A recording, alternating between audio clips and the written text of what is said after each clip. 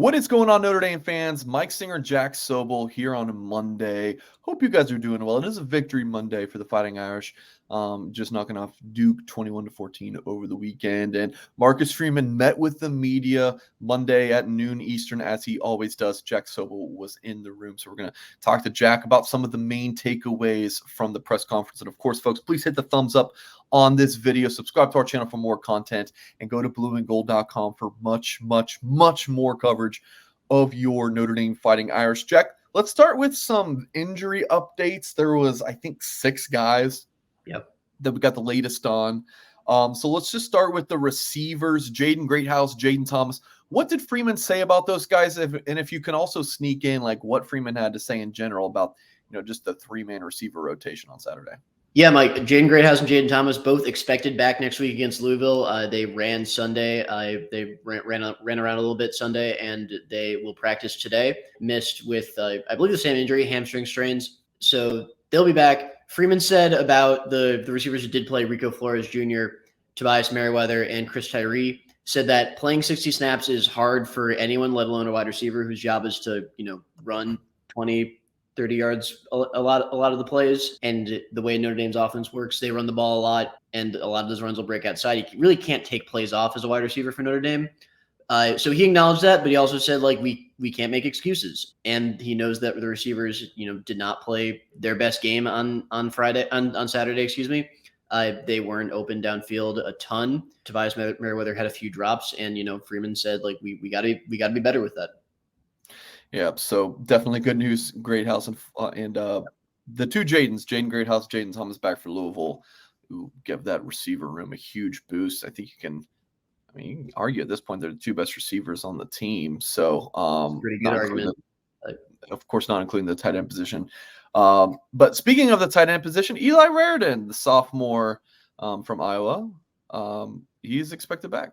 Yeah, Eli Raridan will play. Will be available, I should say. I think we should caution Notre Dame fans that obviously they like Eli Raridan.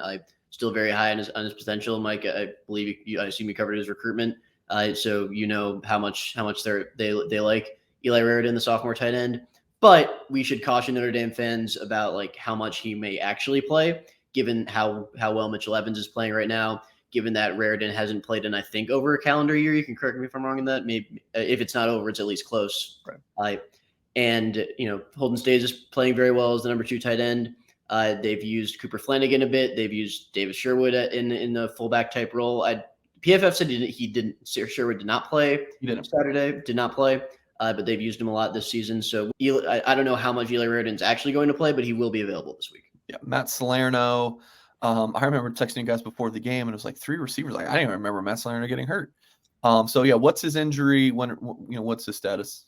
Yeah, just as a reminder, Notre Dame fans, Matt Salerno got injured during the Tennessee State game. He has not played since then. It's a lower leg injury. We knew he would be out for multiple weeks. At the time, he is not.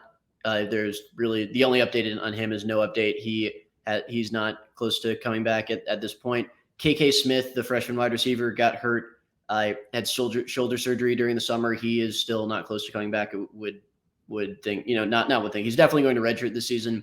If I had to put money on it, I would say we're probably not going to see him on the field this season, but you never know later. But yeah, probably not going to see him anytime soon. Yeah, and then sophomore linebacker Nolan Ziggler could be ready to go this week per Marcus Freeman. Now Ziggler had an injury in the offseason, has dealt with some mental wellness type stuff. So but really good news. You can see Freeman has a smile on his face when saying that Ziggler could be back this week.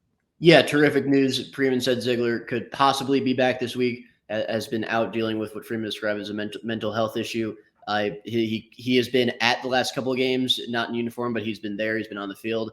And I don't think he traveled with the team. I didn't see him against Duke, but he was there against Central Michigan and Ohio State. But possibly could be available this week. And one player that he didn't talk about, that he did speak about last week, was Deion Colsey, another one of those injured receivers. From what I read, I still think it's probably about 3 weeks to maybe a month away, and could play at the end of the season. So Deion Colsey will be one to kind of keep an eye on. I'm sure we'll get more updates from Freeman as time progresses. Quote from Marcus Freeman, Jack: kind of wish Audric would have went down. I think that's what he said Saturday. Mhm. He talked about some analytics, like you look at that, but he also has to trust his gut. I still strongly disagree, given Spencer Schrader and his kicking inconsistencies, that you would put the game in his hands at any point. I understand doing that if you're winning, but not if you are losing. You take the point. So what did Freeman have to say about that, Jack, and your take on it? Yeah, Freeman reiterated that Audric Estime he believes should have gone down at the 1. He said it's a teaching moment, and if you look at the play, they were running Estime to center the ball for what I think would have been about a 48-yard field goal if it was still at the 30.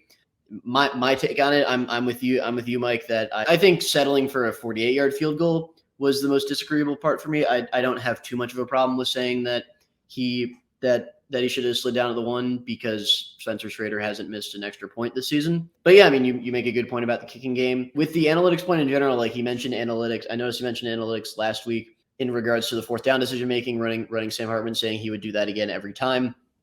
Not necessarily the running Sam Hartman part, just the going for it part would do that again every time. And he mentioned analytics with that's what supports Estime going down at the 1. Higher win probability, and asked him, like, how much do you guys use analytics in in-game decision making? He said some. They definitely it's definitely a factor, but it's not the end all be all 100%. Sometimes he'll trust his gut, but he went with the numbers with what he would have done with Estime in this past game. And then to wrap it up, Jack, quickly about fixing mistakes from the Duke game. I know that's also something you asked Freeman about.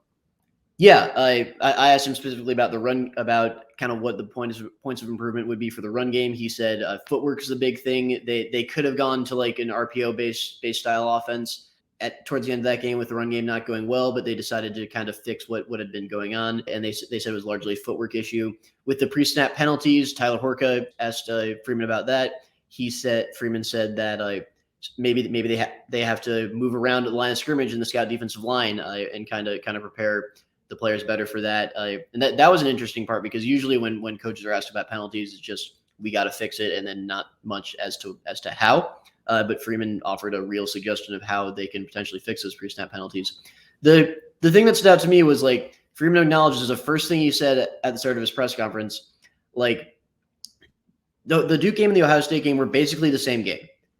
Sluggish, low-scoring affairs. The difference is that Notre Dame won. And obviously Freeman's proud of his guys for coming in the clutch, coming in crunch time, and making those plays that they didn't make against Ohio State. That was obviously better from last week. But it doesn't mean that Freeman's not aggressively attacking the mistakes and trying to fix some of those that they made this past week in the run game, the penalties, the passing game, defense allowing 2 touchdown drives at the end, all points of improvement. And Freeman is attacking those exactly as head on now as he and the team did last week. And I thought it was interesting. That was the first thing he made a point to say. All right, folks, please do hit that thumbs up if you have not done so yet. Check out more of our videos that we'll have at Blue and Gold this week, as well as if you missed the Mike Goolsby show or our post-game show from Saturday, please check those out as well. And as always, folks, we will catch you next time.